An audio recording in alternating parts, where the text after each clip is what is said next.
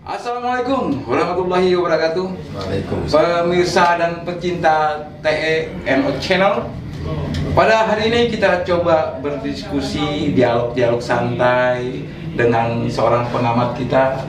Selamat siang, Pak Adi. Selamat siang, Bung Eko. Salam tos dulu. Beliau adalah seorang akademisi dan seorang pengamat ya terkait masalah pilkada dan kebijakan publik. Baik teman-teman, kita akan coba sedikit berbincang dengan beliau terkait masalah pilkada di dua kota ini, perbandingan pilkada dua kota antara Tangsel dan Solo.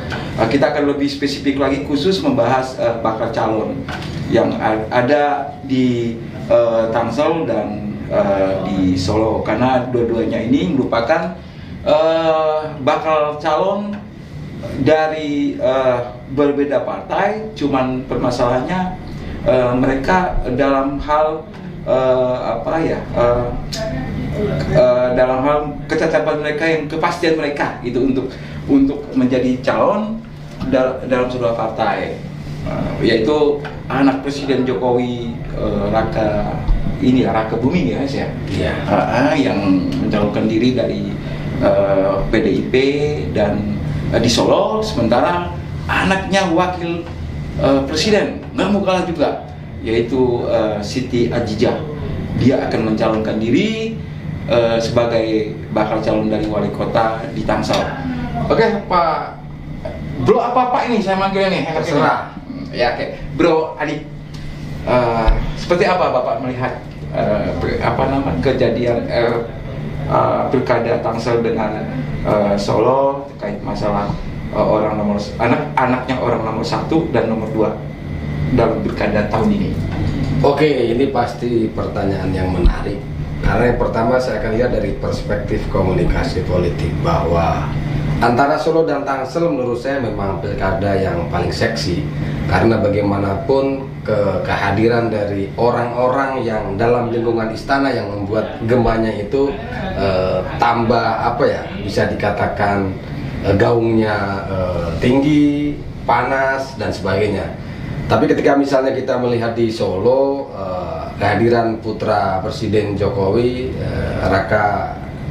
Gibran Raka Buming Raka misalnya, tetapi ada perbedaan yang terjadi di Tangsel misalnya. Ini juga kehadiran Siti Nur Azizah, anaknya Pak Wakil Presiden Ma'ruf Amin, juga bertarung di sini.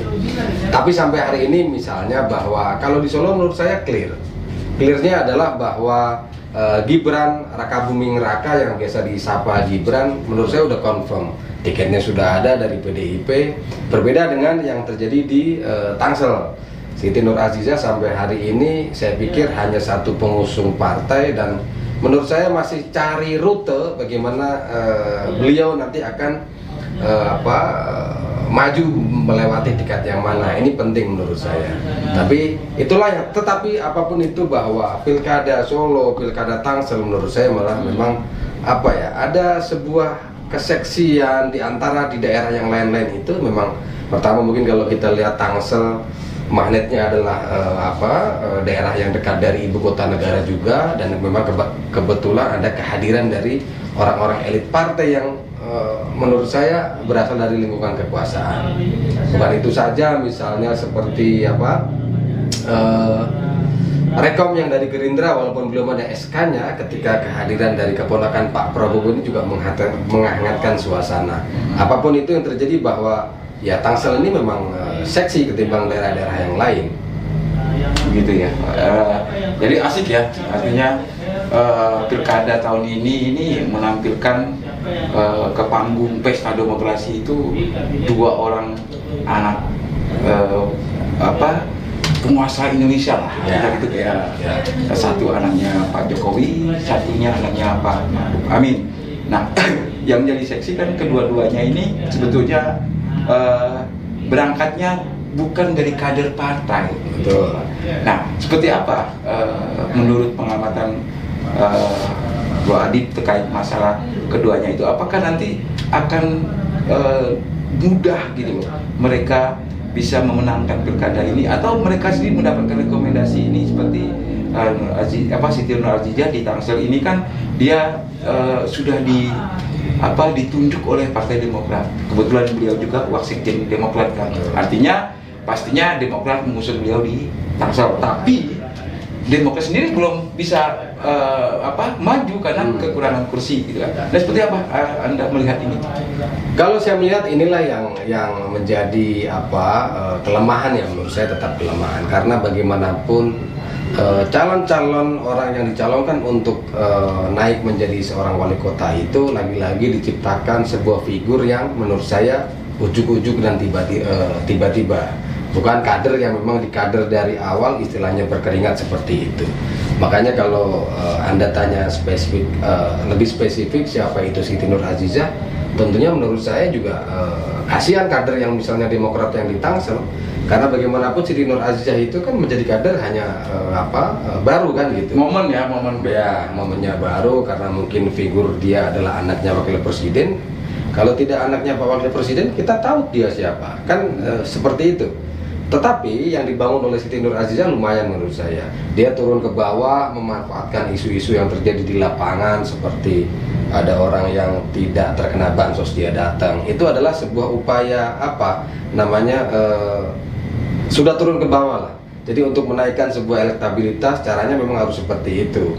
Tetapi jangan dilupa bahwa misalnya orang-orang yang tiba-tiba nongol itulah yang menurut saya kelemahan yang terjadi dalam rekrutmen partai. Bahwa kalau kita tanya misalnya contoh lain seperti di Gerindra misalnya yang di Tangsel, apa kabar pertanyaannya kepada kader-kader yang di Tangsel sendiri? Justru mereka yang lebih tahu apa yang ada di Tangsel. Tetapi lewat link yang ada dari pusat, mereka menghadirkan Rahayu Saraswati. Pertanyaannya adalah apakah memang kader itu dikenal sendiri oleh kader Gerindra? Kan juga menurut saya juga masih bisa dipertanyakan, apalagi dia harus dalam tanda kutip menjual kader itu kepada publik Tangsel. Ini menurut saya kelemahan rekrutmen partai politik ada di sini, bahwa misalnya kader-kader yang berkeringat itu yang diciptakan itu menurut saya dibungkam atau istilahnya tidak diberi kesempatan yang lebih. Toh ujung-ujungnya ketika ada pilkada Tangsel misalnya, yang diambil adalah kader dari luar dan kadang-kadang orang yang baru diciptakan menjadi kader. Ini yang menurut saya melemahkan semangat kader yang dibawa gitu. Ya, kalau sisi nyamannya gitu, nyamannya nyamannya maju dari sisi kekuatan partai, dukungan partai itu antara Siti Nur Azizah dan Raka Buming itu, dari yang Anda lihat seperti apa? Apakah mungkin Raka Buming sudah nyaman karena dia tidak ada kesulitan, dan Azizah pokoknya adalah perbedaan yang mungkin jadi permasalahan sampai saat ini juga. Siti Nur Azizah belum pasti maju karena kuota partai pendukungnya tidak mencukupi. Sisi nyamannya seperti apa yang akan yang dirasakan oleh kedua belah pihak ini? Di awal disebut bahwa ada beda perlakuan. Kalau Gibran di Solo jelas rutenya sudah dapat dari PDIP, kalau tidak salah juga kursi mayoritas PDIP sudah mendukung, selesai menurut saya. Berbeda perlakuan yang ada di Siti Nur Azizah. Kalau kita lihat kemarin memang sempat ketemu Pak Prabowo, mungkin karena memanfaatkan link abahnya begitu kan. Iya. Tapi yang terjadi bahwa sampai hari ini menurut saya Nur Azizah masih menemukan atau mencari sebuah rute melalui komunikasi politik, dan sampai hari ini pun belum confirm siapa yang mau diajak dan siapa yang mau mengajak. Memang dalam politik adalah dinamis. Mungkin saya mau prediksi bahwa di ujung nanti, di last minute jelang pendaftaran, itu akan dikerucutkan menjadi sebuah pasangan yang mau dicalonkan menjadi calon wali kota dan wakil wali kota Pilkada Tangsel. Tetapi beda perlakuan itu jelas. Menurut saya memang Siti Nur Azizah ini agak beda, karena mungkin bisa dilihat bahwa sampai hari ini pun hanya satu partai yang terang-terangan mengusung. Suara masih butuh sekitar 6 kalau tidak salah kan, karena harus 10 suara yang harus mengusulkan di Pilkada Tangsel. Nah, apapun itu, tetapi menurut saya bahwa Siti Nur Azizah sudah bergerak bersama timnya, dan itu penting karena komunikasi harus tetap dijalin, karena pada akhirnya adalah deal-deal politik itu harus diciptakan untuk membuat sebuah pasangan yang akan bertarung di Pilkada Tangsel mendatang. Oke. Jadi seksinya Pilkada tahun ini ada di 2 lokasi itu ya Pak ya? di Tangsel dan di Solo, karena masing-masing di situ jagoannya adalah orang nomor 1 Republik ini dan orang nomor 2. Cuman perbedaannya mungkin ketika di Solo putranya Jokowi, di sana sudah pasti pengusungnya sudah jelas, ya kan? Artinya beliau tinggal mensosialisasikan diri dan memperkuat sisi partai dukungan terhadap dirinya. Tapi di Tangsel, Putri Ma'ruf Amin mungkin akan mengalami sedikit kendala, tidak selancar, tidak senyaman atau semulus Raka Buming, karena di sini Siti Nurhalizah masih terganjal dengan kuota untuk persyaratan maju, gitu. Jadi saya lihat Pak Ahmad sudah menjelaskan dengan baik seperti apa perjalanan nanti antara dua putra dan putri orang nomor 1 dan nomor 2 di Indonesia dalam pilkada tahun 2020. Mungkin ada terakhir Pak, kesimpulan yang Pak Adit bisa sampaikan. Siti Nurhalizah, saya lebih suka mengomentari Siti Nurhalizah dalam Tangsel misalnya. Politik memang dinamis, masih membutuhkan semua upaya dalam rangka sebuah kapitalisasi yang berujung pada elektabilitas, dan itu penting harus dilakukan oleh Siti Nurhalizah, karena bagaimanapun ya tadi itu saya katakan bahwa ruang-ruang untuk deal itu masih terbuka lebar, dan kita tahu hari ini mungkin 160 hari jelang pilkada masih punya kesempatan itu. Tapi bagaimanapun juga sisi kebaikan, Siti Nurhalizah mengajarkan kepada orang yang tiba-tiba nongol tetapi berusaha keras untuk meyakinkan publik, turun ke bawah, menjalin komunikasi itu juga penting. Tapi di sisi lain bahwa kita harus realistis bahwa deal-deal politik itu harus diciptakan, karena bagaimanapun 10 kursi itu menentukan. Belum tentu juga dia menguasai 4 nanti akan menjadi calon beneran kan begitu. Ini hanya bakal calon kan gitu. Ini penting, dan upaya-upaya untuk mengenalkan diri kepada publik Tangsel, apakah itu lewat timnya sendiri, lewat media, lewat apapun itu juga penting harus dilakukan, karena pada dasarnya adalah sejauh mana sisi keterkenalan Nurhalizah.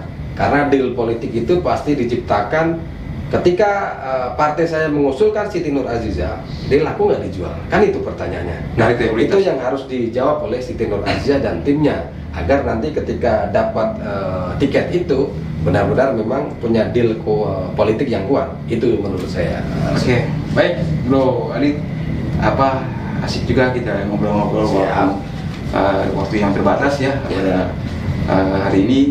Jadi saya ambil kesimpulan bahwa untuk saat ini di Pilkada 2020 ini ada hal yang sangat seksi dan sangat luar biasa menjadi perhatian publik, yaitu ketika dua putra putri orang nomor 1 di Indonesia maju dan nomor 2 juga maju. Dan perbedaannya adalah ketika si Raka Buming sudah mulus maju, sementara putrinya Ma'ruf Amin masih berusaha maju dengan kecukupan kursi dalam pilkada ini. Baik, terima kasih banyak Bro Adit. Kapan-kapan kita jumpa lagi. Salam sehat.